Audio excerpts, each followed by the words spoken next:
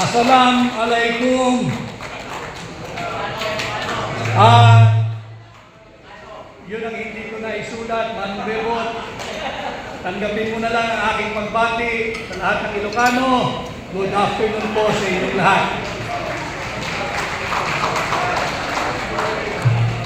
Mahal ninyo, mahal nating lahat ang Pilipinas. Mahal natin ang Pilipino. Kung kaya't naririto tayo kahit araw ng linggo, nagsasama-sama sa paglulunsad ng Save the Philippines Coalition. And in this afternoon's event, I am tasked to share my views of our national situation at this critical juncture of our republic. Lahat tayo ay mulat sa nagaganap sa ating bansa. But just the same, pag-usapan muna natin ang ating ekonomiya. Under Bongbong Marcos Jr., our country has sunk and the economy has taken a serious and solid hit due to massive corruption and looting of people's money, looting of public funds. These are not my words. I'm just re-echoing the words of no less than his fellow leader, the President of South Korea, President Lee Jae-myung. This was his word when he justified his decision, his government's decision to withdraw that 28.8 billion pesos loan granted to the Philippines. Binawi niya ang pautang na yan dahil sa massive corruption at looting of public funds na nagaganap sa ilalim ng administrasyon ni Bongbong Marcos Jr.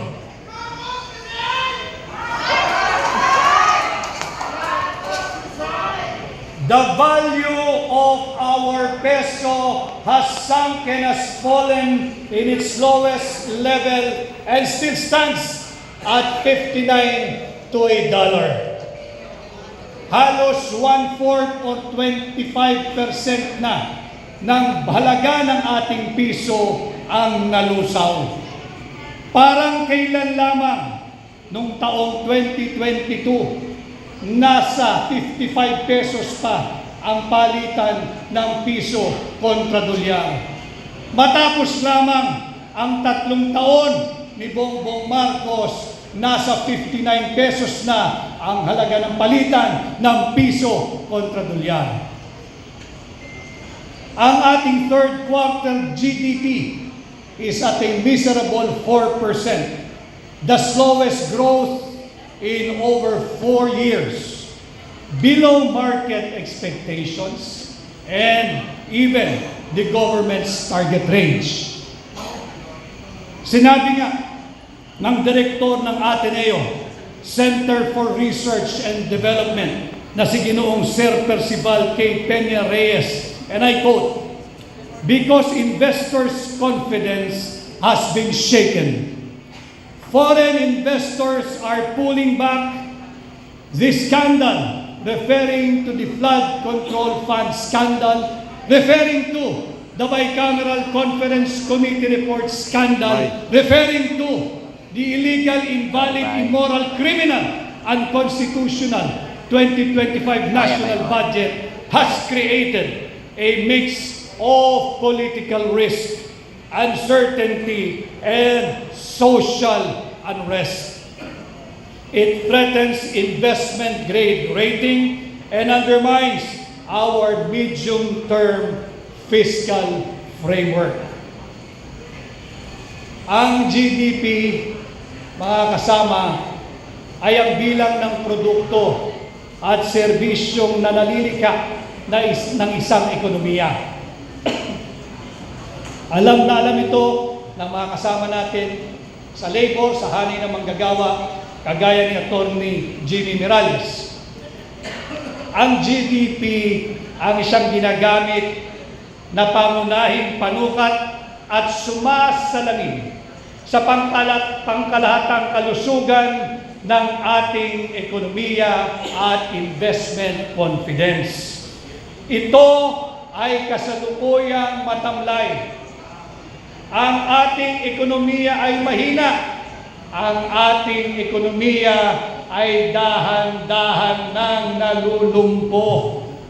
Dahil na rin sa iskandalo na nagsimula sa pangingialam ng Executive Department sa paglulustay ng pera ninyo gamit ang ating taunang budget.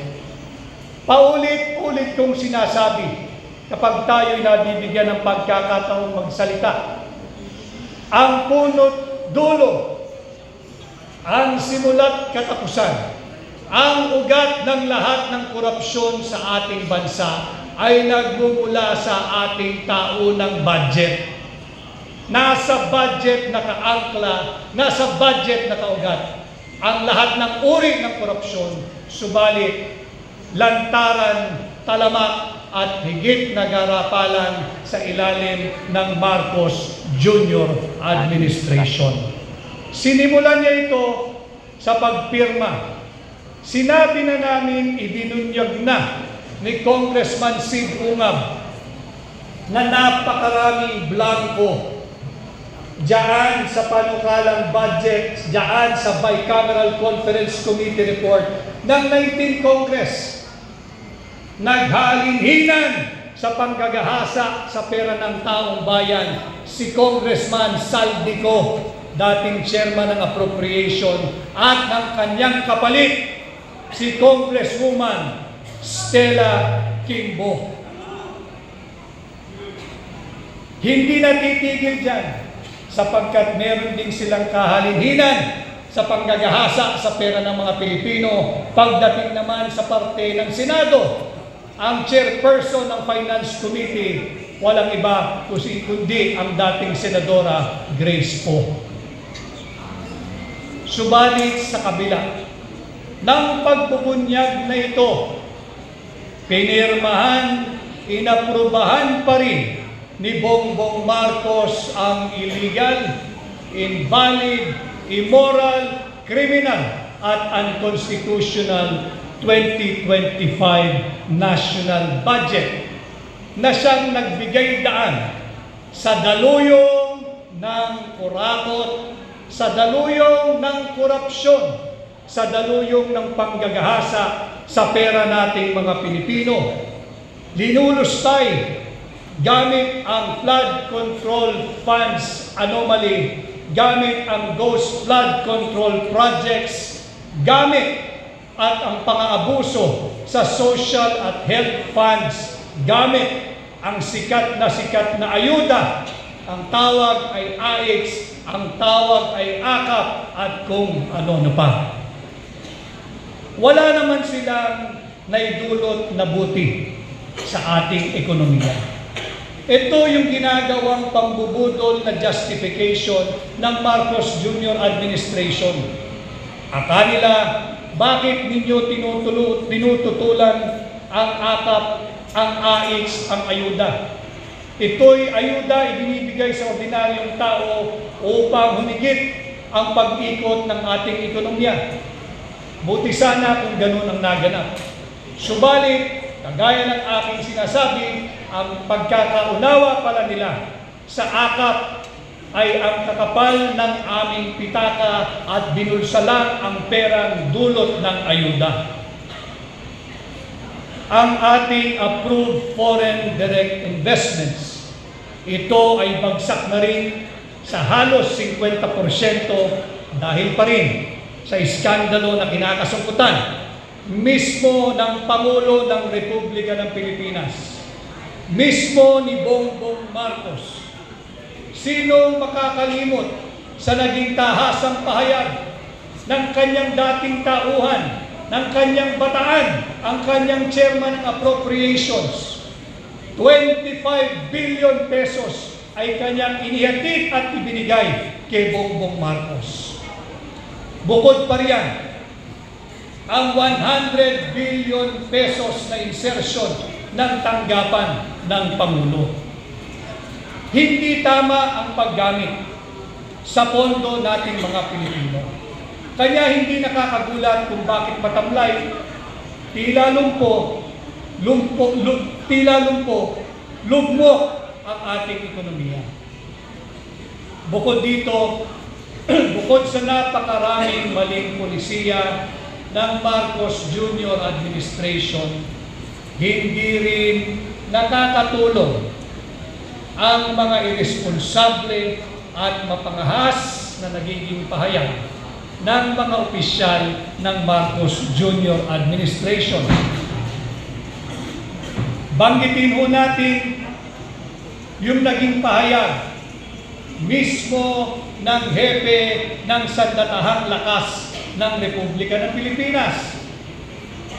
Sila raw ay kasalukuyang naghahanda, sinasanay ang kanilang hanay para sa isang digmaan, at ang kanyang strategiya ay tumagal lamang ang puwersa nating mga Pilipino ng 30 araw, dahil bago dumating ang 30 araw, darating na ang saklolo, ang reinforcement, ang ayuda galing sa banyagang puwersa. Yan ang kanyang estratehiya. Hold the line and preserve the troops. Wala siyang estratehiya na talunin kung sino man ang gusto niyang digmain. Ang kanya, wag lang maubos ang ating mga sundalo at patagalin lamang ng 30 araw in the hope na may darating na tulong mula sa mga banyagang puwersa. Hindi rin nakakatulong ganda ng speech mo eh. yung pagbubukas ng bibig. Kilala naman natin lahat kung sino yung mistulang Locaret sa Malacanang. Si Claire rin! And we have all the right to call her out because sweldado ka ng mamamayang Pilipino. Correct! Kung ayaw mong mapuna at punahin, lumipat ka sa pribado. Subalit hanggang ikaw ay empleyado ng gobyerno, may pananagutan ka sa ordinaryong Pilipino.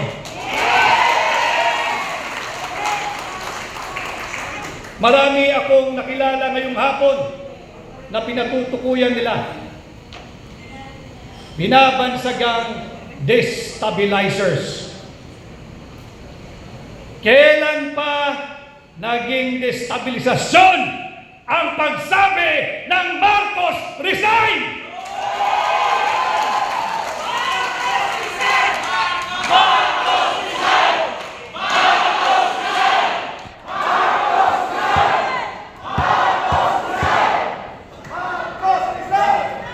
Ang resignasyon ay isang kinikilalang pamamaraan upang magkaroon ng vacancy in the office of the President. And there are 4: death, permanent disability, removal from office, or resignation. Kung ang saligang batas ay kinikilala ang resignation, paanong naging destabilisasyon ang pagsabi ng Marcos resign? Marcos resign! Marcos resign! Marcos resign! Marcos resign! Itong mga maling pulisiya, coupled with reckless pronouncement from senior officials of the government, does not inspire confidence to both local and foreign investors. Ang totoong destabilizer, ang totoong destabilisasyon ay ang corruption at drug addiction. If this administration feels some degree or to a great degree of instability in their governance, wag na silang maghanap ng sisisihin. Nasa loob ng Malacanang ang nagiging ugat ng destabilization. Uulitin ko, corruption and direct testimony, no less than by the presidential sister regarding drug addiction, is destabilization.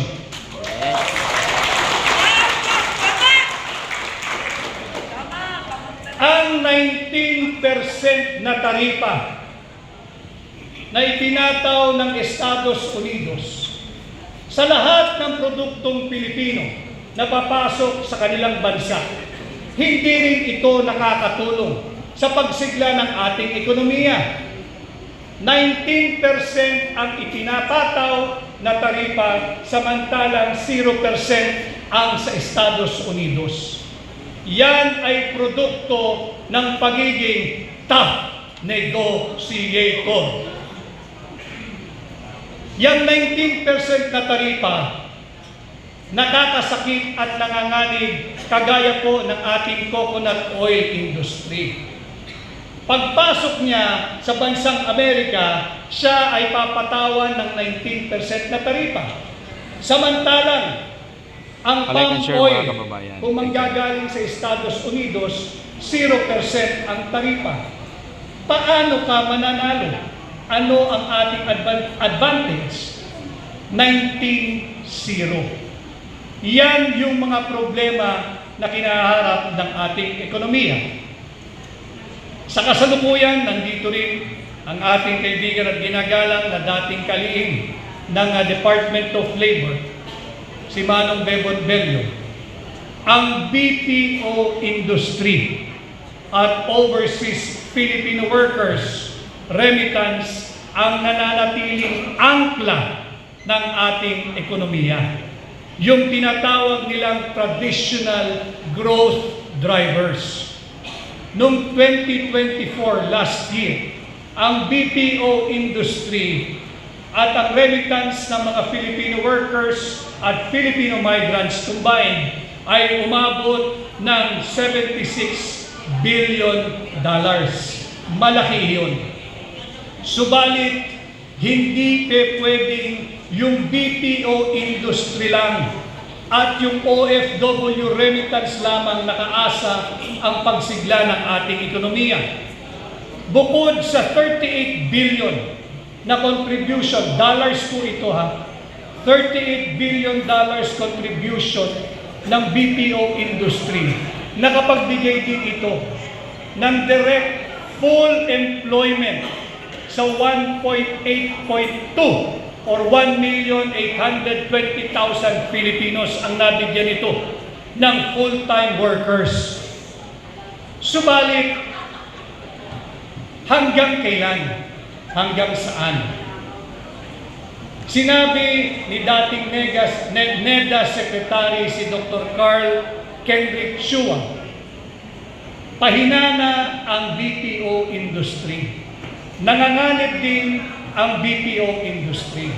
Sapagkat nariyan na yung pagsulpot, yung pag-introduce nung tinatawag nating AI or Artificial Intelligence.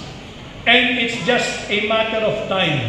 I hope not very soon, mawawalan ng trabaho ang marami sa ating mga kababayan na nagmumula sa BPO industry o BPO sector. Wala tayong magagawa, hindi natin mapipigilan. It's just a matter of when, because AIs or artificial intelligence are poised to take over their employment. Ang OFW, maraming salamat sa inyo, ang ating mga migrants sa inyong remittance. $38.4 billion last year.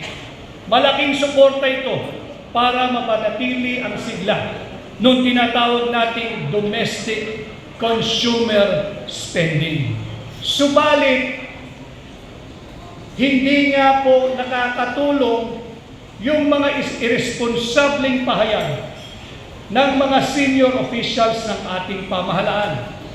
naghahanda, hinahanda, nagsasanay ang ating sandatahang lakas para sa isang digmaan. And in all probability, the Chief of Staff of the AFP was referring to our superpower neighbor, China. Kawawa naman ang ating mga kababayang OFW. Kawawa naman ang kanilang pamilya. Kawawa naman ang ekonomiya ng Pilipinas. Bakit kanyo? Hindi kinakailangan magpaputok ng China kahit isang bala para higit na lumpuhin ang ating ekonomiya. Magutos lamang ang gobyerno ng China. Itigil na ang employment ng lahat ng Pilipino sa Macau, sa mainland China, sa Hong Kong, sa Guangzhou, at kung saan-saan pa. At sila ay i-deport na sa Pilipinas. Paano ang kanilang pamilya? Paano ang ating ekonomiya? Bukod dyan, naghahanda ang ating sandatahan lakas para sa isang napipintong digmaan. Paano kung ipag-utos ng China sa kanyang mga korporasyon, bawal na kayong mag-export ng kahit anong produkto papuntang Pilipinas. And today, ang number one source of our imported products, ang bansang China pa rin. Kaya kung meron tayong problema dito sa loob, sa ekonomiya, dahil na rin sa maling polisiya ng pamahalaan at masyadong mapangahas at irresponsableng pahayag ng mga opisyal nito. Meron po sana tayong pagdugtog dito sa BPO at sa mga remittance ng OFW. Ano po iyon? Yung ating tourism industry. Subalit, lumpo din ang ating turismo. Meron po tayong tinatawag na very young and dynamic population na maituturing best comparative advantage ng Pilipinas. Subalit, ano ho ang nangyayari sa ating turismo? Kulelat na po tayo sa Southeast Asia. 2 beses tayong nagpalabas ng advertisement sa CNN. Tinanggal din. Bakit? Kinopya lang pala natin yung mga larawang ipinakita doon at hindi naman pala sa Pilipinas. Anong sinabi? Narinig ba kayo, lalo na yung mga kasama natin sa Cebu, narinig ba kayo na humingi ng paumanhin ang kalihim ng Department of Tourism sa napaka-nakakahiyang plagiarism? Ito yung mga maling polisiya. Kaya hindi sila kinakailangan tumingin sa malayo at maghanap ng masisisi kung bakit lugmok ang ating ekonomiya. And again, we will all go back doon sa ating simula. This is the effect, this is the consequence of incompetence, of massive corruption, of looting of public funds. Dinagdagan pa ng panibagong dago yung open, public, and direct testimony ng kapatid ni Bongbong Marcos na siya ay drug addict. Hindi nakakatulong ito sa reputasyon natin bilang destination haven ng mga mamumuhunan ng mga mangangalakal. Unless and until the Marcos Jr. administration will learn what most Filipinos have learned, albeit involuntarily. Ano po iyan? Fiscal discipline, prudence, austerity measure, at belt-tightening. The economy of our country will only get worse before it gets better in the next administration. So, ladies and gentlemen, you have to brace yourself and your family for tough times ahead. Pagdating naman sa usaping politikal, alam kong mulat kay lahat sa nangyayari sa ating bansa. Meron tayong kinaharap na leadership, integrity, credibility, and accountability crisis ng administrasyon Hello, Ma'am ni Pangga. Bongbong Marcos Jr. Ulitin ko, dulot ito ng massive corruption and looting of public funds. Bukod dito, nabuksan muli ang issue ng drug addiction dahil sa naging bukas na pahayag at publikong testimonya na base sa kanyang personal knowledge, base sa kanyang personal experience, base sa kanyang personal na pagkakakilala sa kanyang kapatid, ang ate o ang manang ni Bongbong Marcos. Ano ang tugon ng Lucaret sa palasyo? Dito po sa Quezon City. Hearsay yan. Hindi totoo yan. Paninira yan. Walang maaaring sumagot dito kung hindi ang pagkakaroon ng isang open, fair, transparent, public, and credible hair follicle drug test. Hindi yung Lucaret. Sinabi na nung kapatid, bata pa lamang kami. Ang haba ng kwento niya. Bata pa lamang daw sila ay gumagamit na ang kanyang kapatid. Hindi kayo, hindi ako, hindi yung Lucaret ang may personalidad, pasinungalingan yan. Bakit? Bata pa daw sila eh. Nakita niya eh. Naranasan niya Correct. kung ano ang buhay ng kanyang kapatid. Nadinig nyo? Kanya lalong lumalakas, nakakabingi na Kahit ang nung, panawagang sumailalim pasinungalingan. sa open, fair, transparent, and credible hair Hindi paniwalaan follicle si drug Ante. test. Dahil dito, sa aking pananaw, wala nang anupamang moral at legal ascendancy ang tanggapan ng Pangulo. Kung kaya't palakas ng palakas ang sigaw ng sambayanang Pilipino, Marcos resign!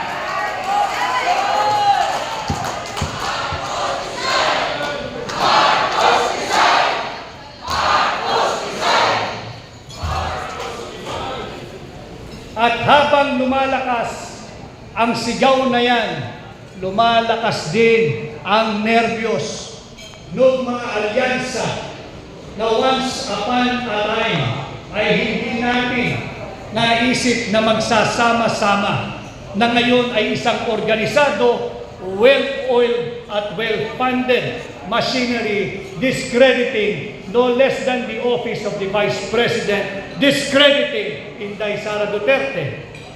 Ito yung tinatawag na mga hilaw na dilaw. May tunay na dilaw. Ito yung mga nakipaglaban nung panahon ng martial law. At meron pa rin, ilan na lamang sila. Subalit, hina-hijack nung mga hilaw na dilaw ang tunay na naratibo ng mga tunay na dilaw. Ang tunay na dilaw ay nakipaglaban para sa ating demokrasya. At ang bunga niyan ay ang pagpapatalsik sa Marcos Sr. Administration.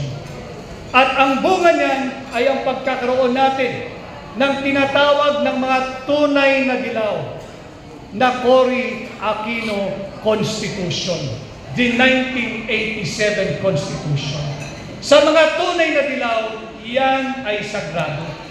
Subalit, sa mga hilaw na dilaw, sa mga makakaliwang grupo, sa mga kakamping, at sa mga bagong Pilipinas na alyansa, sasagasaan nila, ibabasura nila, kahit sunugin pa nila ang ating saligang batas, wag lamang matupad yung malinaw na garansya dyan pagdating sa constitutional succession. Yan ang puwersang nagsasama-sama ngayon. Alam naman natin lahat sa bulwagang ito na yung pagsasamang yan, yung pagsisiping na yan, ay pansamantala lamang. Tinitiis nila ang kanilang sangsang, ang kanilang baho, ang kani-kanilang masamang amoy upang mayurakan, ibasura at wasakin ang Cory Constitution, ang ating saligang batas. Handa nilang isang tabihan, handa nilang isang tabi ang diwa ng ating demokrasya upang isulong ang iligal na layunin at hangarin na pigilan at wag maging Pangulo si Inday Sara Duterte, maging ito man ay sa pamamagitan ng isang tapat at malinis na halalan o di kaya sa pamamagitan ng constitutional succession. Pati ang ilang elemento sa loob ng simbahang Katoliko nakakabingi ang inyong katahimikan. Lantaran na ang issue ng korupsyon. Lantaran na at bumalik muli ang issue ng drug addiction. Ang drug addiction ay hindi lamang krimen. Ito'y isang brain disorder. Sakit sa pag-iisip na naglalagay ng maraming katanungan kung tama pa ba ang disposisyon at desisyon ng taong muling pinaratangan at pagbibigay ng testimonya mismo ng kanyang kapatid na siya ay mayroong problema sa drug addiction. Hindi po simpleng bagay ang usapin niya. Bakit? Nakasaad sa ating saligang batas, Article 3, Section 7, the right of the people to information on matters of public concern shall be recognized. Hindi ba't public concern ang katanungan kung drug addict ba ang Pangulo o hindi? Hindi ito pwedeng sagutin sa pamamagitan lamang ng isang ngising aso o kaya pahayag ng lokaret sa palasyo. Huy, lukarit, Ang missing tugon aso. dito, hair follicle drug Missing test aso. para matuldukan Declare, ang isyong missing ito. aso. Ito yung paulit-ulit na isinisigaw ng mamamayang Pilipino. At idugtong natin dyan sa Article 3, Section 7. Dalhin ko kayo sa Article 7, Section 12. Ito ay mahalaga. Nakasaad sa Article 7, Section 12, in case of serious illness of the President, the public shall be informed of his state of health. Again, drug addiction is considered both a complex brain disorder and mental illness. Ano ang lagay ng kalusugan ng Pangulo? May katotohanan ba ang naging testimonya ng kanyang sariling kapatid, nakakatandang kapatid, ng kanyang manang na kanyang ate, na siya ay may problema sa drug addiction? Dapat ba nating paniwalaan na walang basihan ang naging testimonya ng kanyang kapatid? Kamusta ang kanyang mental health? Nasa tamang kaisipan pa ba ang Pangulo? At dapat bang pagtiwalaan ang kanyang mga desisyon, disposisyon at pahayag? Again, these are all legitimate issues and questions that must be answered because we, the Filipino people, are the sovereign power, and as the sovereign power, we have the right to ask, we have the right to an official reply, and we have the right to information on matters of public concern, especially on matters of the state of health of the President. Kaya ho natin binabanggit ito sapagkat ang dami na rin usapin patungkol sa ating independent foreign policy. Kasi nga ho, ang drug addiction ay isang problema sa pag-iisip, mental health issue. Kaninong foreign policy ba ang ating isinusulong? Foreign policy ba at interes ba ng Pilipino o ng ating mga banyagang alyado? Article 18, Section 25, malinaw, bawal ang anumang base militar, bawal ang anumang tropang militar, bawal ang anumang gamit at pasilidad na militar sa kahit na saang sulok ng ating bansa. Sa ating pagkakaalam, mayroong siyam na deklaradong EDCA sites. Yung deklarado, yung hindi deklarado. Ito ay paglabag sa ating saligang batas. Bakit ito hinahayaan? Again, I bring this up to you in relation to the health, especially the mental health of the Commander-in-Chief and his seemingly aggressive stance and war rhetorics against China. Instead of exploring a diplomatic means to diffuse and de-escalate the tension in the South China Sea, tila sinisilaban pa niya. How is his state of health? Is he mentally ill and unfit to continue discharging the mandate of the office of the President? Iiwan ko sa inyo ang katanungang yan. Is he mentally ill and unfit to serve as the Commander-in-Chief? Kaya ko tinatanong yan sa inyo sapagkat sa kabila ng pagsusulong ng mga hilaw na dilaw ng makakaliwang grupo ng mga kakamping ng ilang elemento sa simbahang Katoliko, hindi pwedeng ibasura ang probisyon ng Article 7, Section 8 na aking babasahin. In case of death, permanent disability, removal from office, or resignation of the President, the Vice President shall become the President to serve the unexpired term.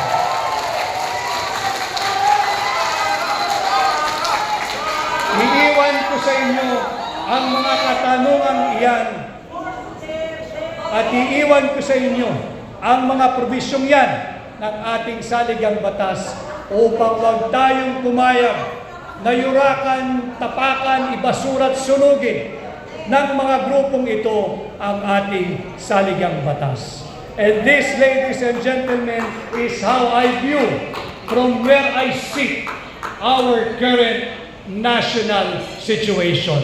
Maraming salamat at magandang hapon po sa ating lahat.